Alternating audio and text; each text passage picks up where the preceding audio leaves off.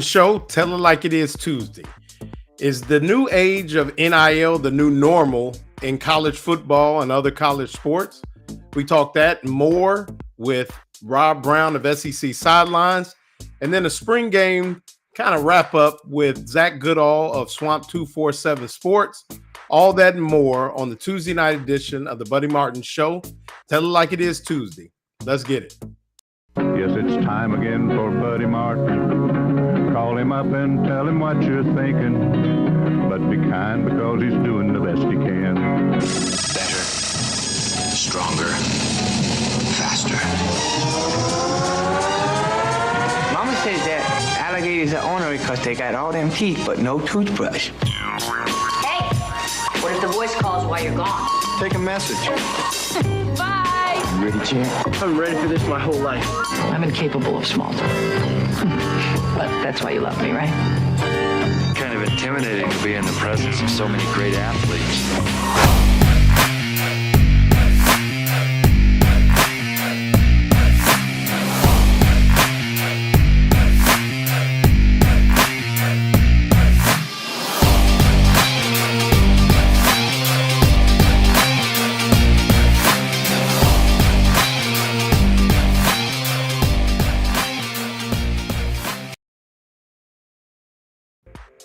Good evening and welcome to the Tuesday edition of the Buddy Martin Show. I'm your host, Loren Meadows, joined by Rob Brown of SEC Sidelines, as well as Brendan Martin, executive producer, all things Gator Media, SEC Sidelines, and maybe a couple other things going down the pike here soon. So how you guys doing tonight?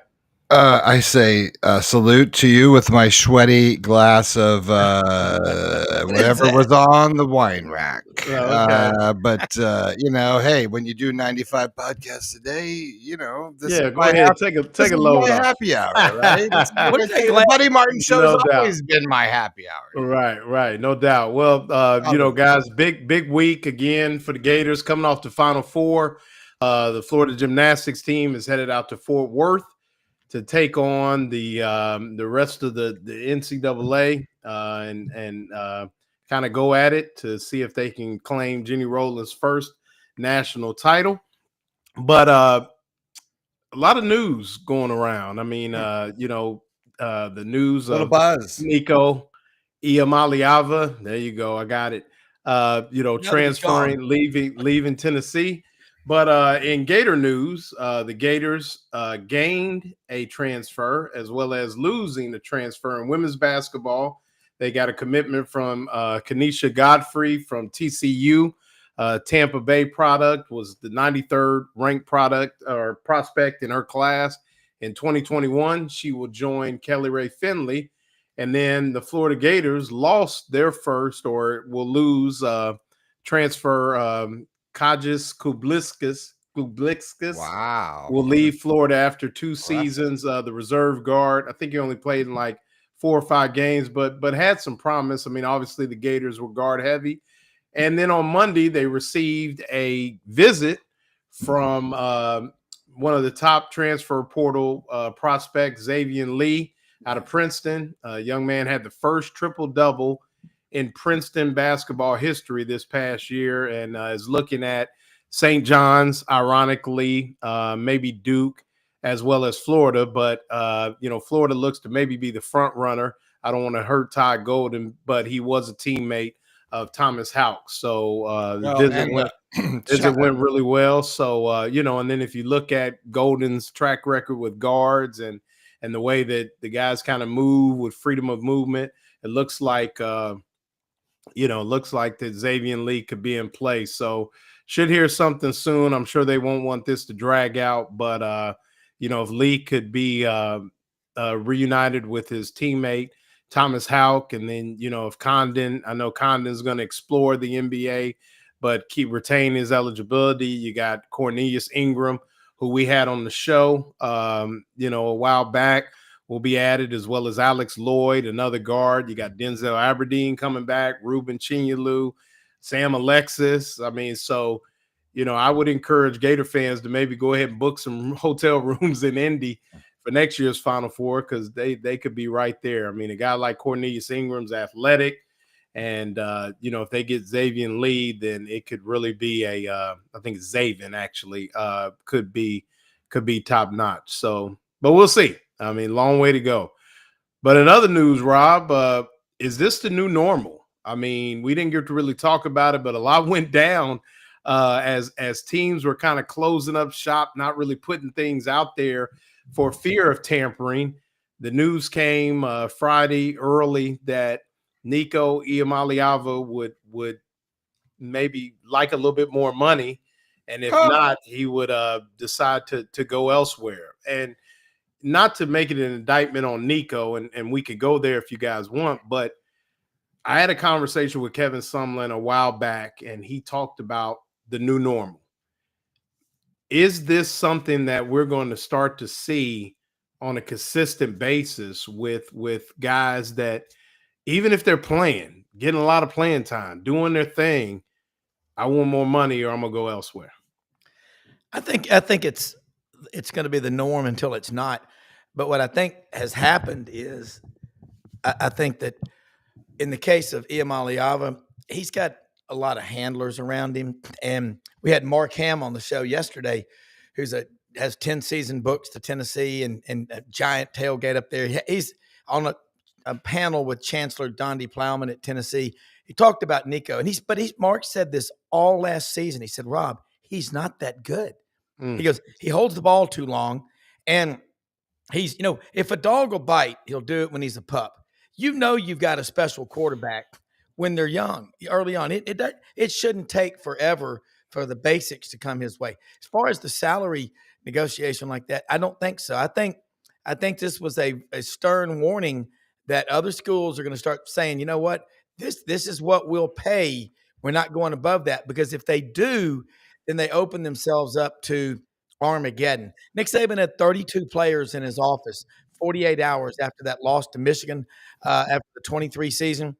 He thought they were coming in to say, Coach, how can I be a better player? Can I watch more tape? Can I work with you on technique? Can I come early in the morning? Will you meet me? No, they were all wanting more money. Hey, look, we all want that. But if you couldn't do it with the money we gave you, why do you think you're going to do it with more money? First, you got to do is you got to perform. So I think, and I really say this, I said it to Brendan yesterday. You look at the culture, look at Florida basketball. Todd Golden has built a culture. Those guys, look at all the guys you just mentioned. Haupt, Chinyalu, Denzel Aberdeen, that's Buddy's player. but Buddy loves that guy.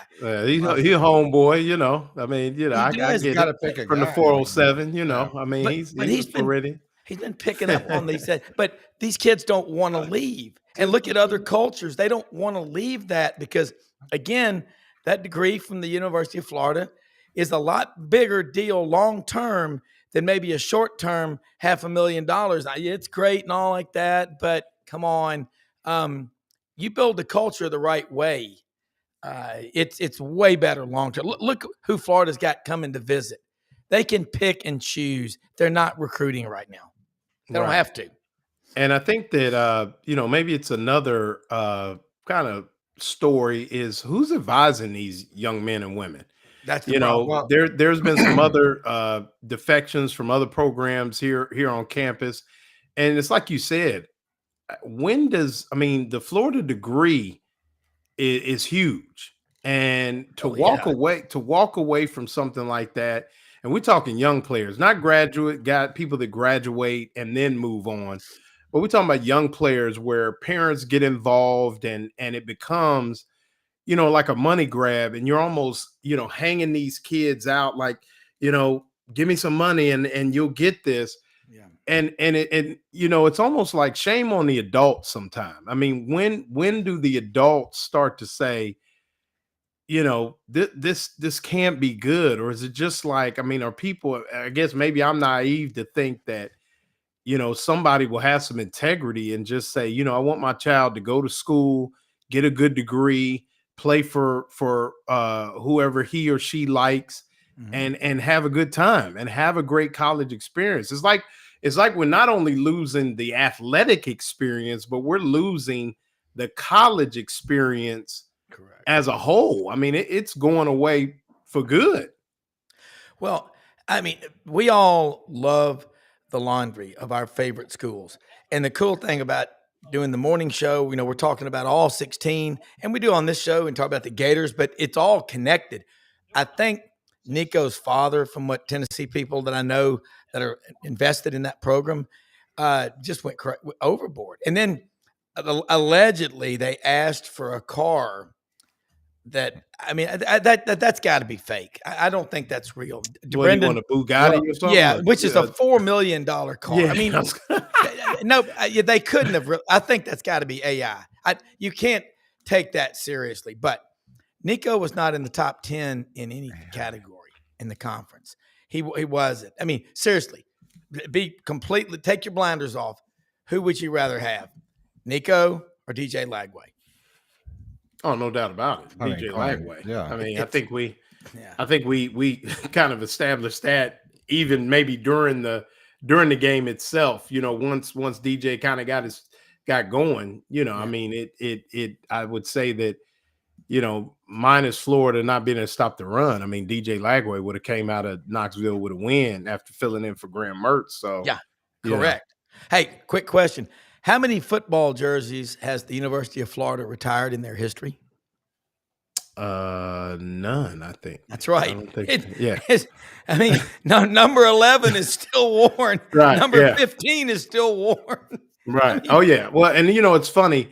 It's funny you mentioned. I don't know if there was a quote on Facebook, and somebody was saying that they need to retire number 15 because they were tired of seeing people that weren't worthy of it. And I want to say this publicly. Maybe it's a good public service announcement for guys like Derek Wingo, who wore number 15, was an SEC, community service type guy. It was somebody's like they saying the word more, or like I guess Harrison Bailey, who had a great spring game, and you could just tell in the press conference was happy to be at Florida.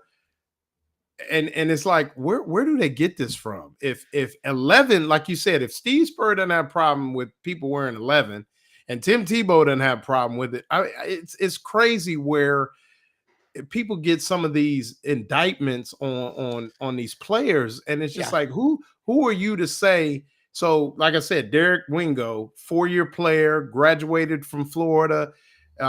If he doesn't make an NFL, he's gonna make it somewhere. I mean, probably he's got a good podcast himself, probably be in the media somewhere doing well. Where do we get that from? I mean, it's amazing. Well, think about this. You know how many jerseys Kentucky football and Missouri football have retired? I don't know. 6 apiece. Are you kidding me? You're telling me. Look, I'm sorry. I just tell it like it is. Right. I hope they retire my boy Benny Snell Jr.'s jersey. I don't think it has been yet, but that would be one I'd vote for. They're going to run out of jerseys. But here's the interesting thing. If you're losing at Florida to Kentucky, or you're losing to South Carolina at Auburn, coaches are probably getting replaced. Those are the canaries in the coal mine. But Steve Spurrier, that guy is all about the Gators. And I mean, he's a rare find. He's a great player who is an exceptional coach. That is so hard to do. Go ahead, Brendan. All right. So the reason I wasn't talking is I'm trying to get this queued up. So Kevin Skarbinski had a great show today, and he talked about all this, and he had an inside. I don't know his title. I know he's retired. His name is Jimmy Himes, and he's I thought, so Jimmy Himes came on and he gave us the scoop of what's really going on, what's happening down there in Tennessee. And I have a clip, that I think is worth playing if you want to hear it. Or he really tells us, because he knows, Rob would attest to the fact that anyone knows really what's going on with Ayuma Iamaliava. There you go. I practiced that all week before I went to Knoxville this past year. Now that he's gone, you got it right. Come on, Loren. Right. Well, anyway, I'm going to try to run this real quick. 8th in total passing yards, 7th in passing touchdowns, 7th in interceptions. That's the definition of mediocrity, or mid, as the kids say nowadays. Not that he didn't have upside, and he was a first-year starter. We have to take that into account. Mm-hmm. But the idea that you would, after putting together that kind of season, think that you were due a 67% raise or whatever the number was that they were asking for, I think is what has turned so many people off. Walk us through, if you will, because we've seen so many stories. We've heard so many rumors about what actually went down last Thursday. Supposedly he's at a quarterback meeting in the evening at the offensive coordinator's house. Everything is lovely. It's seashells and balloons. Then the story breaks. The dad criticizes Pete Nakos from On3, calls him a rather unflattering term. And the next thing you know, he doesn't show up at practice, as you said, Friday. Just walk us through the process as best you are aware of. I'll take you back to December. There were rumblings in December that Iamaleava and his dad, now his dad is the driving force. Let's make no mistake about that. His dad is calling the shots. There's no question. So back then, when they saw Carson Beck getting $4 million to go to Miami, when they saw a quarterback from Tulane going to Duke for about $4 million, those have not been substantiated to my knowledge, but it's been reported it's around $4 million. The dad said, hey, then we want that. Well, they didn't resolve it in December. And one of the other things allegedly that the dad asked for is he wanted a better supporting cast. He needs another receiver or two. He needs another offensive lineman or two to help him. And quite frankly, Tennessee's receiving corps wasn't that good last year. So that is part of the equation, I think. But I guarantee you this, if Tennessee had said, Nico, we give you $4 million, but you're not getting another receiver, he'd still be at Tennessee. So this is all about the money. All right, so you're exactly right about Thursday. They had the quarterback meeting. He was there. They were still – now, what happened from December until recently, I've heard people say ongoing negotiations. I think there was a ceasefire. There wasn't a whole lot of conversation going on for a long time. And so then as the portal approaches, then the dad gets involved and says, okay, we want $4 million from Tennessee. And Tennessee's like, whoa, wait a minute. And I think basically Tennessee said the kid isn't good enough to pay him $4 million. Not only that, you're going to mess up the structure of what we're trying to pay other players. And how about this novel idea? Why don't you honor your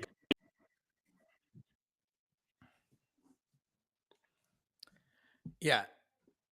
Yeah, I think that, I mean, you heard it there, and I think that kind of sits with even one of our listeners said that Wally Gator said there was reports that he was grumbling about more money before the playoffs. And like I said, I don't want to, I mean, it's in the Tennessee show. We probably given the creamsicle orange. Well, no, what I'm saying is though, it speaks to the bigger issue. Yes. And that's what I'm talking about as far as like in this thing that we call NIL, what is starting to happen? And I know this for a fact.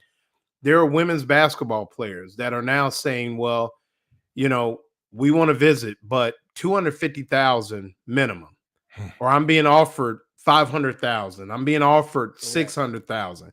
So it's not just a football thing, but you're talking about in basketball, you're talking about situations where men's and women's, you talking about, I mean, you talk about a guy like Nico who, you know, mediocre in the SEC, but in basketball, men's and women's, you're talking 7 points a game, 8 points a game, 4 points a game, not playing at all, and then transferring. And I know for a fact that there was one program where the young lady did not want to leave, and dad calling the shots, like Nico's dad says, you're leaving. Yeah. And then begins to shop said daughter to other programs. So, I mean, and that's what I think I think the adults, the NCAA let this happen. The adults. Yeah. They let this happen. I agree. And now the adults who are quote unquote reaping the benefits are allowing this to happen. So until they put a governor on this thing, it's going to be, I mean, it's going to be a thing, and it's going to be continuous. And, you know, we had news that Andy Jean, who left Florida, was at Pitt for a cup of coffee and now is leaving Pitt. I'm not sure necessarily money is involved. I saw clips of him practicing. It was snow on the ground. So I think he might have been like, yeah, maybe this isn't my thing for the next 12 weeks or whatever. But I mean, shout out to Andy Jean, because I think he's a pretty good player. I hope he lands somewhere. Yeah. But I think that's the thing, and that's what we kind of continue to talk about, is the fact that now it's the adults that are doing these kids a disservice, and not just the ones that are involved. But I talk to people every day that say, and Perry, we got Zach Goodall coming. We're going to talk a lot of Florida football here in a minute. But the fact that this is, and I think it affects, I mean, it affects the games that we love, but it's the fact that now it's rampant, and it's like they got to put something on it, because people are not, I mean, I hear from fans and they'll say, well, if he or she don't play, he'll just go in the portal. Like, even fans expect now where they'll just, leave. And like I said, my son or daughter is going to have to convince me that they're leaving Florida to go get more run at Louisiana or at Marshall. No disrespect to those schools, Coastal Carolina, but you're leaving Florida to go to those other schools. I'm going to have a hard time with that. Jimmy Himes, to tell you how good he is, Jimmy was a regular for years on sidelines with us. And when he sort of retired, I said, man, how are we going to, you're not replaceable. Who do we get to cover Tennessee? You know what he said? Vince Ferrara. And Vince is on with us. Vince will be on in the morning. He just texted me. But Jimmy Himes is credibility like Buddy Martin, like Franz, your great writers. He's been doing it a long time. But I do think this will kind of rein it in a little bit. Look at the schools that are talking to Nico. And you look at Florida, I'm telling you, look at engineering in the South, Georgia Tech, and then it's Auburn and Florida fighting to be the next Georgia Tech. That Florida degree, if you trip and fall and you don't start, but you're in that program for 4 or 5 years, and you get a degree from Florida, that's way bigger throughout your life than short-term NIL. I mean, it's a long-term growth plan. But right. I think that's what Billy Napier sells, and I think it's what Todd Golden sells, is a Gator degree from a school. There's only 6 in the country with a law school, a medical school, and a vet school, and Florida's one of them. That's a big deal. No doubt. And you also get great community support from the people at Meldon Law, who won't back down. Proven and skilled injury lawyers since 1971, the only official law firm partner of the Florida Gators, and got to spend some time with the Meldons out in San Antonio at the Final Four. Great group of people. Definitely love the Gators. Continue to be just big supporters of Gator athletics, the University of Florida as a whole, the Gainesville community, and continue to have ticket giveaways and just, tickets to plays, a little bit of everything. And, they kind of specialize in personal injury and other things. But if there is a law situation that they don't handle, they can even put you in touch with someone who will be able to help you with that. So, definitely look up Meldon Law, scan the QR code. And like I said, Meldon Law, we won't back down. And with that, we bring in Zach Goodall of Swamp 247. We got Zach. There he is. How we doing, gentlemen? Yeah, hey, all Zach. Right. Doing well. Zach and I got to spend some time together at the spring game this past Saturday. Not televised. A lot of people were upset about that. So, Zach, you're going to have to be people's eyes and ears, so to speak. I think there was a stream somewhere, somebody said on YouTube, but some people could find it. Some people couldn't. But I think it was kind of funny. We were both looking at each other kind of like, okay, how do we gauge this? No DJ Lagway. A lot of guys, that were hurt. A lot of guys in the secondary. Both starting guards, prospective starting guards were out. Najee Harris and both Damian George and Najee Harris. So, but what'd you see, Zach? What'd you think? Yeah, vintage spring game in the sense that you can't put too much stock into it, right? Just because of the amount of guys that weren't there to play, and DJ Lagway being the most notable one. Really the most notable thing I think we got out of it was DJ Lagway allegedly being good to go here in the next couple of weeks, getting back to throwing the ball. And that's something that we learned after the fact. I mean, it was a high scoring affair, which was a nice little change up from years past. And I think that was ultimately, while it took some time on one side of the ball and the other kind of slowed down as they went, like it was good to see the backup quarterbacks kind of rise to the occasion, come out and produce some fireworks at the end of the day. And, you know, I'd be remiss not to mention right off the top that Harrison Bailey connecting with Dallas Wilson was probably the biggest highlight. 10 times, 6 times for 20 or more yards. The true freshman receiver, obviously, he stole the show.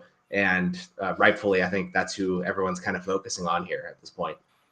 Yeah. Did you get the sense that even without, seeing much, and, you and I kind of laughed, we both called it kind of a pillow fight, it was just kind of, Cormani McClain had a tough day, but like I said earlier today on another show, I think you and I agreed, you don't want to go running at your boys' knees and thighs in the spring game, so, some people were saying, man, Cormani, I was like, give him some grace a little bit, with just not being able to, really get after it, or you don't, you want to be, preserve yourself as well as your buddies. I think he's solidified himself as somebody who's going to be in the mix, but it seemed like Coach Napier, I mean, he talked about the defense starting a little slow. And I think, when you have to be vanilla and kind of hold up a little bit on some things, you may play a little slower instead of really pinning your ears back and getting after it. But I think he's pretty pleased with the team he has right now, the roster that he has in place. Obviously, we know that they're gonna add some folks, but see a picture of Jacoby Jackson on the long run. I think that was one of DJ Lagway's 4 or 5 plays, but he seems to be pretty pleased with his team. Would you say? Yeah, and to highlight, before the picture even came up, I was going to mention this exact run to your point with like Cormani McClain. Jacoby Jackson, phenomenal day, like record-setting day. That run in particular, I think, is a decent example of what you're talking about. I'm not sure that happens in a real game. Tackling was a little weak, and you could tell that there were times where like they didn't necessarily they would maybe plays would get called a little bit early. They weren't trying to go full contact, pedal to the metal, really from start to finish there to preserve the team, and rightfully so. I think just because again of the injuries that they had coming in, but I agree. I think Billy is really fond of this team. And I think it says a lot that what he said after the game, that 98% of the team is locked up or they've reached agreements with, which is a funny way to think about college football at this point, but it is all transactional. And to hear a coach be that honest, I was impressed with and appreciated. The roster, so long as the SEC continues to follow the 105 with 85 scholarships and 20 walk-on players, they're at 85 scholarships right now. So if we're taking him at his word that 98% are locked up, leaves just 1 or 2 really that are left to be locked up. So I don't anticipate much action, if any action, from this point on of players going into the transfer portal here in this 10-day window that opens up tomorrow for the spring. And accordingly, I'm not entirely sure that they're going to be active in trying to bring in players from the portal. They're, I guess, with those walk-on spots, unless they choose to be loyal to 20 walk-ons that are currently on the roster, maybe one could be incentivized under the cap and with additional NIL spending that, you would think that's a scholarship player, but they bring them in as a walk-on, quote unquote. But I would imagine that those are going to be few and far between if they happen at all. To like you were saying, I think that Billy Napier really likes the depth of his roster. He continued to say it in a positive light that while, obviously DJ Lagway, you'd like to be getting him as many reps as possible going into his sophomore year. You would like to see Caleb Banks out there building upon what was a great end to last season. But this is a really great opportunity for, at quarterback, Harrison Bailey and Aiden Warner to get a lot of reps, build chemistry with the first-team receivers. Defensive line, you saw a lot of freshmen, a lot of redshirt freshmen, sophomores step into bigger roles as a result of not only Caleb Banks, but DeAndre Robinson getting injured in the game and missing some time in the spring as well.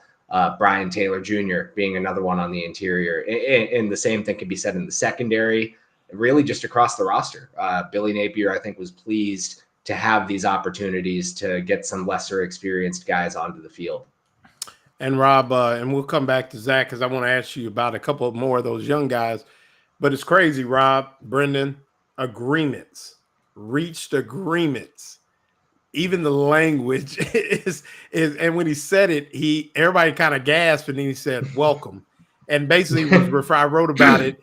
He was basically referring to the new normal in college sports. Welcoming the media to this whole bit, Rob. I mean, agreements. Well, everybody has talks with their coaches, about how they're doing progress wise. But now you're talking, how am I coming along as a corner or a safety? And then financially, but they should say, are you fulfilling, are we getting our money out of you? What's the ROI? And, Yeah. I think that it just doesn't sound right. And we have always had crazy stuff going on, the dark money in college sports. Man, I saw it in college. And it was so, everybody knew it, but it's deny everything, admit nothing, and make counter accusations. It's what we do. Yeah, I mean, no doubt. It was funny. I mean, that's going to resonate with me because for Napier and Zach, you can agree, for Napier to say that, that was kind of I was like, whoa, okay, which also lends itself to a certain confidence, I think, about where he thinks this team may be, to have the confidence to say that and then kind of double down on it with the welcome, was kind of, it speaks to. And like I said, I'm sure 6 months from now we'll be on we could be on another note talking about some other things. But at this juncture, he was pretty. I mean, he was pretty confident. Yeah, he was definitely confident. And I mean, I was talking to a fellow reporter today, and I guess they were just kind of looking back in hindsight as to my time away from the team last year, and he was just mentioning like, oh yeah, like, I think Billy's gotten a lot better at handling the media, whether it's, being a little bit more transparent, and not to give him credit as to being wholly transparent, but more. And then again, like little quips like this, like little things that get the entire room laughing. And I think honestly kind of take the target off his back a little bit. Like, I won't pretend as though Napier hasn't had a target on his back, and not to say from, the media perspective specifically, but the outside at large. Right. And for him to, not shell up anymore, I think he would have had, especially last season, every reason to, with the way the season started. But if anything, it seems like he's only continued to gain comfort when it comes to working with us. And from my perspective, that's great. Like, that's the relationship you want. Right. Yeah. All right. No doubt. But yeah, he certainly seems to have, I mean, he was an outsider, right? You're coming in from the outside the SEC. You're an outsider. That's not easy. Right. It's not easy to be in the fishbowl at University of Florida, the Swamp. I think he's, he's definitely a person that I've always seen like adapts. Like he likes to adapt to things. He's constantly analyzing himself from the year before, the day before, and keeps copious notes on his and his stuff. He's very, very that way, and you see that in him. Yeah, no doubt. I mean, it was palpable. I mean, you could see it.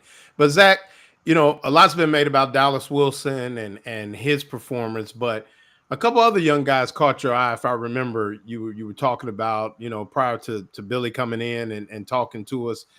What were some other freshmen that really stood out to you that you thought also had a decent day, whether it be a couple of the other receivers? I thought both Montgomery and Vernell Brown also did very well, but some other young guys that may have stood out to you, even maybe sophomores that were kind of starting to rise, but now will maybe be household names by week 4 or 5 next year or this coming season. Yeah, and I hate to frame it in a way that almost sounds negative, but I almost wanted to see more out of Vernell Brown, because I believe he's capable. And if we want to go to our age-old questions about how the offense operates, I wanted to see more of him out of the slot. Like, so many of those were design touches that, he took screens from behind the line of scrimmage for In one case, 12, another 15 yards. And like, those are really positive plays, encouraging plays. I want to see him running the ball. I want to see him running routes a little more downfield. We saw it in practice, even at times throughout the spring. And I think he's a very polished route runner, especially in the intermediate. I see a lot of separation speed that will get him away from safeties, certainly from linebackers, nickel corners as well. I think he can be a deep threat in this offense. And I hope that was only a taste, really, of what we're going to see from him, because of the three, he was kind of surprisingly the least productive freshman receivers. Yeah. It goes without saying what Dallas was able to do, but even Nashon Montgomery to come in, it was I believe 3 receptions for 70 yards, the 51-yarder being the big one. Unfortunately, he gets hurt on the end of that play. But I mean, even with that aside, like, you consider the multiple positive plays Vernell created, in this 3 deep freshman wide receiver class looked across the board as advertised. With backup quarterback play, especially to note they didn't have DJ Lagway throwing them the ball. What might it have even looked like if he were there? Right. Defensively, going into the game, I had really high expectations for Lagonza Hayward based on the things I've heard throughout the spring. And I think he physically, he looks not like a freshman. Like, truth be told, I think he looks like an NFL defensive back prospect. Hilton Stubbs, comparatively, I thought was going to maybe need a little bit more work just because he's a little thinner, more of the ball hawk, rangy kind of guy, but how is he going to play closer to the box and physically? And it turns out that Stubbs comes in and he's exactly what I thought Hayward was going to look like. And that's not a slight to Hayward because he had a productive game too, but Stubbs was the standout amongst the safeties, in my opinion. That interception was kind of gifted to him off the hands of TJ Abrams, but still to come in and I believe have 8 tackles, a big stop on a reception by Duke Clark that he split with, I want to say, Aaron Child. It was a big hit. He got flagged for a horse collar, which is not great, but I think it's another sign of things that could be coached up. And again, him willing to be a physical player. I thought it was a really, really promising showing for Stubbs. And Ty Jackson to keep it with freshmen on the defensive side. I mean, we've talked a lot about this linebacker core throughout the spring and how deep it is. And Ty Jackson was a part of that group. But people would assume, I'm sure, that, he needed to come in and maybe develop a little bit. They've got all these talented backers in front of him who are going to play a lot this year. And he absolutely made a case to, warrant being part of that rotation with 11 tackles in the game, a couple of stops. He was a contributor on special teams too. Really, I mean, it only makes the rich richer at that spot, right? I mean, especially when you get Grayson Howard back this summer, like, hard to find a linebacker core, I really honestly think, in the country that's going to be as deep as this one. It's a really special group. And Rob, you've noted, a couple times here on the show, just how well Napier has done from roster development. You noted that the roster is ranked anywhere I've seen as low as 8 and as high as 5th in the country, when all is said and done, when you start adding the transfers and things like that. And is this the fruits of that labor, Billy almost taking the lumps to get this team to where it is now? I think it is because he's patient and he's deliberate. He's not real transparent, but what coach really is. But I've also noticed a trend. A lot of schools, if there's any reason at all, they're going to default to it, holding their starting quarterback out in the spring. So God help you, you have some depth come the fall. So you want that number 2 guy to get a chance to play.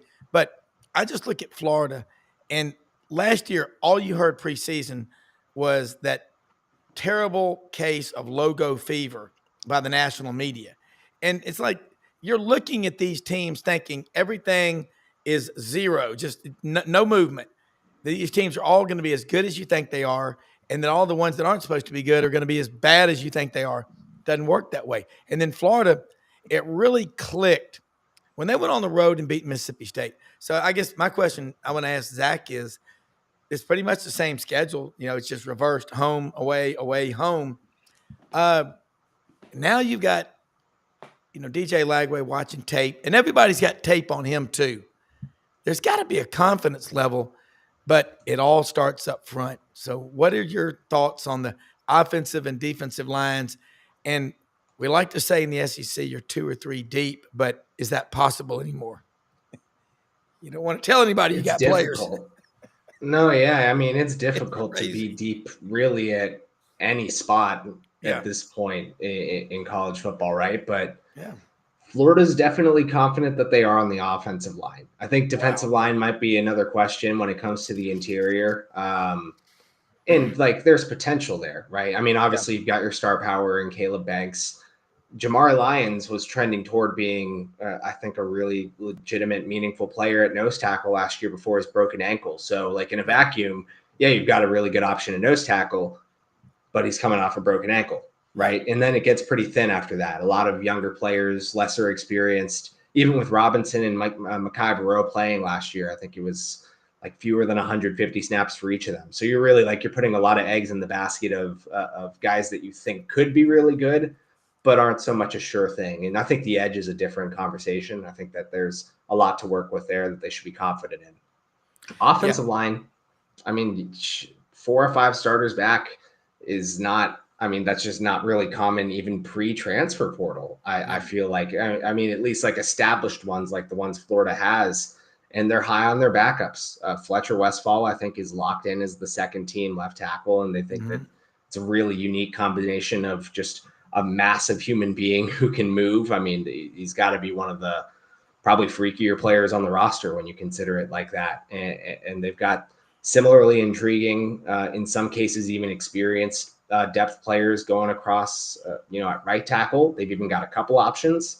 At center, they've done some tweaking, but they've ultimately got players who can step in the event that Jake Slaughter is unable to go. The All-American, right?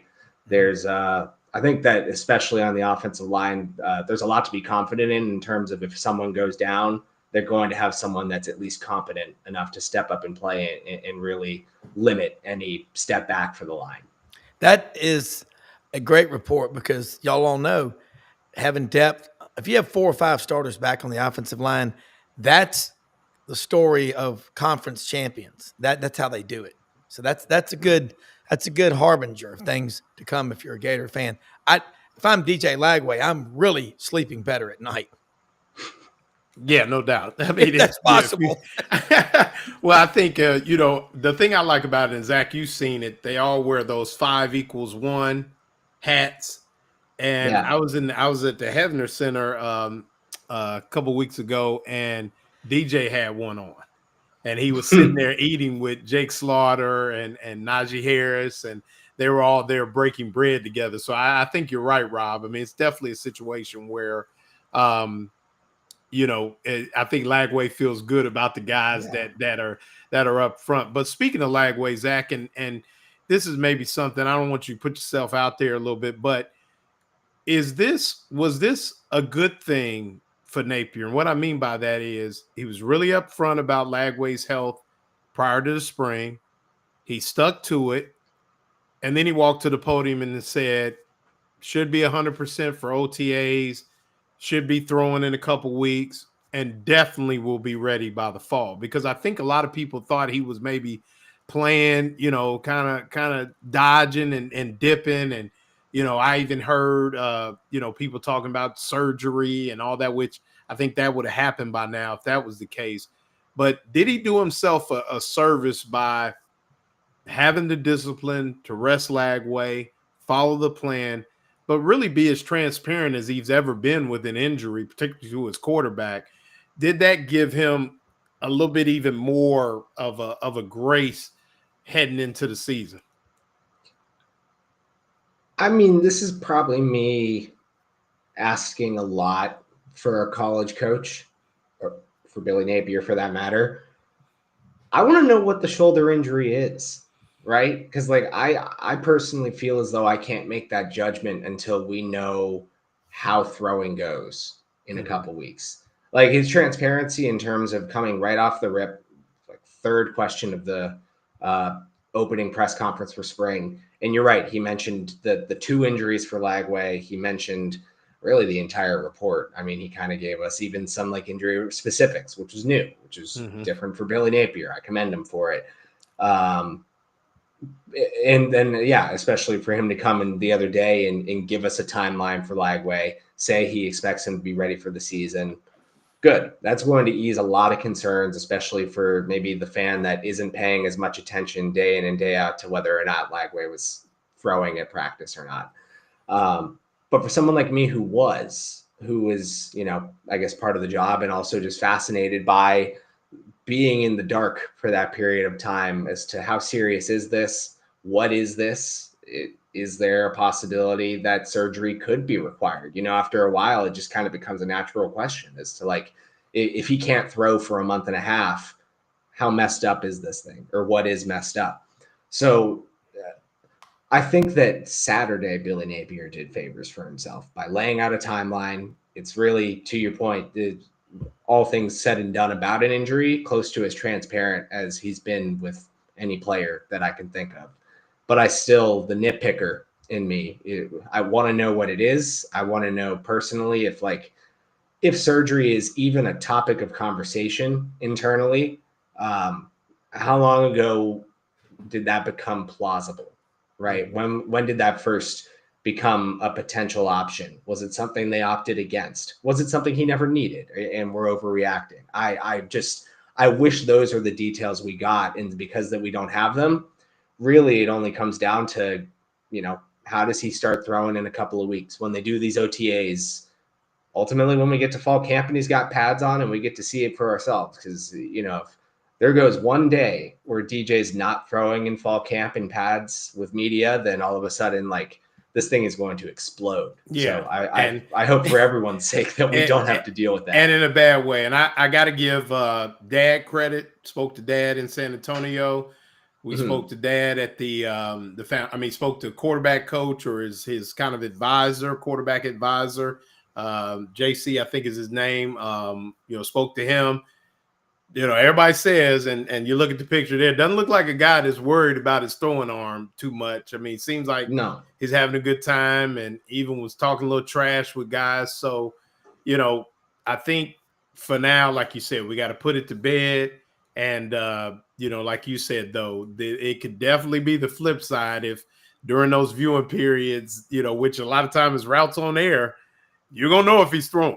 I mean, that's going to be the thing. So, it'll be interesting to see how that plays out. Brendan, you've been a little not tough on, we'll say we won't skeptical of this thing and Coach Napier, but do you feel positive by a little bit more of forthcoming of information, or is it just wait and see? You're on mute, boss.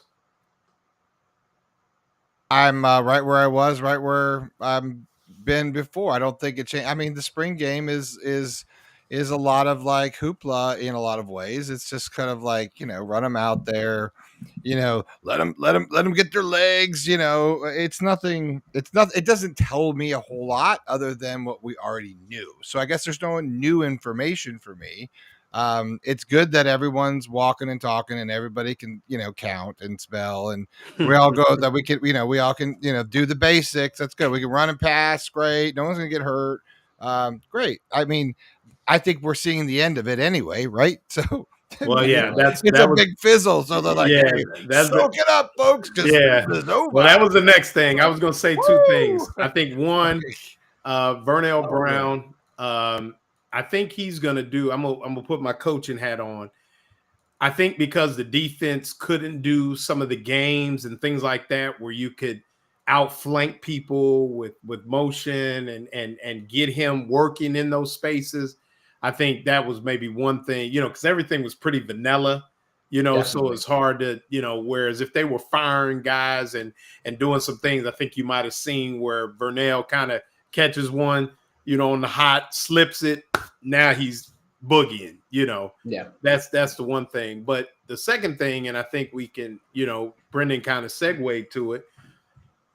Was this the last orange and blue game? Was this the last? I mean, I think Ohio State, who, those people are kind of like people from Florida. They're dying to get any type of football they can get. Other schools in the SEC kind of went away from that. So I ask all of you, and we'll start with you, Zach. Was this the last orange and blue game for Billy Napier? Mentioned tampering, things like that, but just because you do have guys banged up and it becomes increasingly tougher to put this thing together, particularly if you're not going to televise it, was this the last of the orange and blue game? I struggle to believe it's the last one, just because Billy's spoken positively of the game itself, like Okay. the exposure for players, the ability to get fans into the swamp, hosting recruits. I certainly don't think they're ever going to stream one again under Billy Napier. I think he viewed it as a success. I know fans probably feel differently, the ones who maybe not able to get down here, but for the purposes of benefiting the football program, even though I think that it's safe to assume that many people showed up because of the basketball program. This is the highest attended spring game Florida's had since 2009. So Billy Napier, that's something I'm sure he's hanging his hat on. I think that he sees the benefit in players being able to develop in this legitimate game-like experience. So from that perspective, no, I don't think it'll go away. And especially if if their roster remains as intact as it seems like it's going to through this spring portal, then he's probably going to tell himself he doesn't have much to worry about, and that really the entire mission was a success.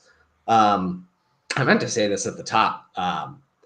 Worst part about it is, from our perspective, right, is now, I would spend a few weeks even understanding that this game means nothing and is not important. I would still every offseason watch it a couple of times through, just because I'd want to go back and see some of these new players, especially some of these depth guys who have lesser experience. I would want to see if I can pick up on any growth that they had. And it just ultimately, it was always a good resource to be able to go back and watch it. And now, I'm without that tool. I had to draw a lot of stuff back from memory just to write some of my stories and obviously some of the notes I took, but it's way different when you can go back and watch it on YouTube, like we were able to do in years past. No doubt. Rob, what do you think? I don't think it's the last of the spring games. I mean, because forever is a long time. And I think it's a temporary reaction, knee-jerk reaction to what's going on. But you're going to have to do something. Have a fan-friendly – if you lose that temporal connection to your fan base, and again, this is the only time some people can take their whole family and go to the game because of ticket prices and whatever they are. You cannot make football only for the wealthy. And a spring game has just always been, you take your kids out there, they get pictures, autographs, they get wristbands. So just you think about this, it's temporary, not forever. I see them coming back because the public, just remember, don't ignore your warning signs. Don't push. NASCAR push their fans away. You can't drink beer. You can't raise hell. I mean, that's NASCAR. Don't push away your clients. And college football is about to find out, because I know some people that have given big checks to different schools and they go, I'm done until this changes. And that it won't take long for them to get their way. Yeah, no doubt. And I think Brendan put up some shots. I think it was, with all respect to Micah Hanlogden, I thought that was the perfect way to celebrate those national champions too. I know they wanted a parade, but to have those people in the swamp in that situation with everything going on, I thought it was great. So, it made the day a little bit more special. And had they not did something, maybe they would have had a parade, but I'm not sure. I think the atmosphere was perfect for, the freshness of it. And then to celebrate the men's basketball team winning the title in that form of fashion, I thought was great. So, yeah, I'm with you. I mean, I think you can find creative ways to keep the fans involved, keep them pleased, and still not show your hand, so to speak. So, that's my 2 cents on it. But let's get to Titan MRI, our sponsor. Before we close, Titan MRI, Gainesville and Lake City's newest MRI facility under new management. And just continue to let you guys know, no insurance, no problem. No appointment, no problem. You're claustrophobic, got issues. They make you feel right at home. Play music for you, dog. Play music, do everything, get you right. So Titan MRI, check them out. Big things going. I think maybe opening the Netflix and facility chilling there, in dog. your neck of the woods as well, Brendan, soon. So I need it, dude. Appreciate I'll all probably the break good it. folks at Titan MRI. Well, I'm 6'4".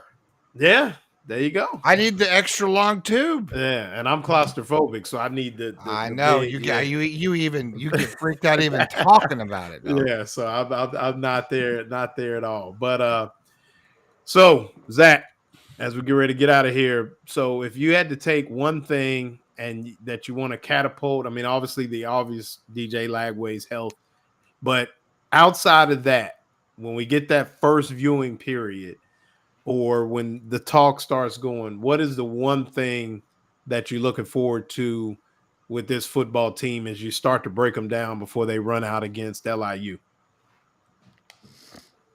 I don't want to get in trouble for saying this, man. I really don't. Hey, man, look, I want you to come back. I want you back on the show. So don't do it. It's because I know that it could get clipped and be a hot take and be a thing. Or it could be a cold take, maybe. What is Dallas Wilson's ceiling? Because we are coming off of arguably, if not undeniably, the greatest season by a freshman wide receiver in college football history. So naturally, everyone's going to look at this now, this record-setting freshman wide receiver Florida just had in their spring game, and say, can he be Jeremiah Smith? I think he can do something like it. And I'm not trying to say that he's going to put up 1,315 this year. But I'm talking purely in terms of the types of receivers they are and the types of threats that they offer to or present to a defense and offer to a quarterback. He's a bigger bodied receiver who can go up and attack the ball in the air and make contested grabs. He can, just beat up cornerbacks physically. He's a big guy and he's lost weight since he's gotten to Florida. I think he's gotten leaner muscle and he's running fast while being as big as he is. His routes are sharp. I think we saw a lot of different routes, even just the other day, getting into the intermediate and deep that they were working. Like this isn't some guy who's going to have to learn the route tree. I think he's really polished. I think that he can do some dangerous things in this offense if he's utilized correctly and given a lot of opportunities to do it. So again, I'm not trying to say he is Jeremiah Smith. That's not what I'm doing. But yeah. And I mean, as the resident receiver on the panel, they got a bunch of guys, and sometimes when you got a lot of guys, it's tough to cover a guy. You play tight end or something. Do you play tight end? Split end. Okay, all right. But they got some dudes. Mizell had a nice day. I think J. Michael Sturdivant, is going to be they got some dudes, and that's what I think when we were leaving. I ran into Coach Napier, and he was like, shh. He was like, those receivers, man. And I kind of said, maybe I'm stepping out of turn, maybe not Jeremiah Smith, but I said, could this group end up being what you had with Devontae Smith, Henry Ruggs, Waddle, and that crew when Billy, I think, recruited all those guys and was receiver coach for that time at Alabama? I kind of said that. And he said, we working, obviously. That was the Napier answer, but no, I agree. It could be interesting. And Rob, I'll let you. As we kind of go into the summer of speculation and wonder, you can talk about Florida or just at the game as a whole. What are we looking at? What are you looking for? I think everybody's going to be talking about DJ Lagway. Y'all all know that his progress. And I just texted Dr. Andrews to see if we can get him on the show Friday. I think the greatest orthopedic surgeon ever. We're going to talk about, not specifics because he's a doctor. He will, but about injuries and recoveries and all. But I think Florida, I'm big on trends and future contracts. Florida wins 10 games this year. I think they do. And if late in the season they're 10-0, 9-1, they ain't losing late. They're not going because they're. Look, last year, it was just an awful beginning. I think they go on the road and stomp Miami early in the season. And I'm not sold on Mike Elko at Texas A&M. I'm just not. That program, and I've got lots of Aggie friends, That's an 8-5 program, despite all the money that they've got. I think Florida it's a culture at Florida that'll keep them. But you know what? Of the big 6 schools in the SEC, Auburn, Alabama, Florida, Georgia, Tennessee, LSU, the only ones to win the SEC football championship since 1963, Florida and Auburn are the only 2 that have not made the damn playoff. Yeah. So this is a year I think both of them have a really good chance to make it. And I am hypercritical of Auburn. I'm harder on that school than any school because that's where I graduated from. But I don't buy the BS. And I like Freeze, but show me what did Jerry show me the money. But Jerry Maguire, remember what Jerry Maguire told Cuba Gooding? Audrey pulled this up. Show me the money. You're a paycheck player. He goes, what? He goes, you're a paycheck player. Show me you love the game. And that's what I want to see. But Zach, this is a great report. This is fun. And Brendan, I still think that Chris Spears is a great photographer. Everything's video now. He's their guy, man. I mean, he's good car salesman too. If you need a whip, man, go check him out. Prestige Auto. Yeah. Give him a but he is definitely has a great eye and takes really good pictures. I got one in the living room there that he took with me and the missus. So gave it to me as a birthday. He took that picture right there. Yeah. And you know what? He came over. He didn't even knock. He just came. I wasn't even here. He just came and hung it on the wall and left. Right. Yeah, no doubt. He's that kind of guy. And actually, the Chris Spears, and this is really good. Greatest guy ever. He took a picture of the Napier family after a game, and it was delivered to the Napier household, and Napier really liked it. So, cool. Shout out to Chris Spears for sure. But with that, gentlemen, it's been a great show. Thanks, Zach. Thanks for asking me, Loren. I'll just tell you one thing. If but you know how you kind of sometimes you defer, but go ahead. I didn't defer.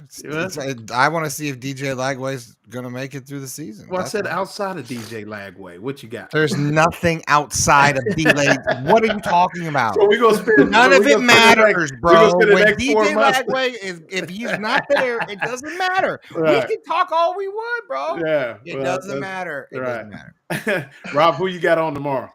We got Connor O'Gara, Saturday Down South, Jacques Toussaint. WAFB Channel 9 in Baton Rouge, talking some LSU.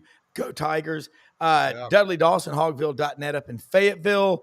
Vince Ferrara, the sports animal in Knoxville. He'll do a 3-hour show tomorrow, I guess. It's going to be fun. And then over the interns. It's going to be fun. No doubt. How many guests, Rob? Did we talk about this? 4. We got I just 4. counted 8. So we're having a camping trip. Little freaking me out, Rob. No, it's Zach, normal. Zach, what you working on?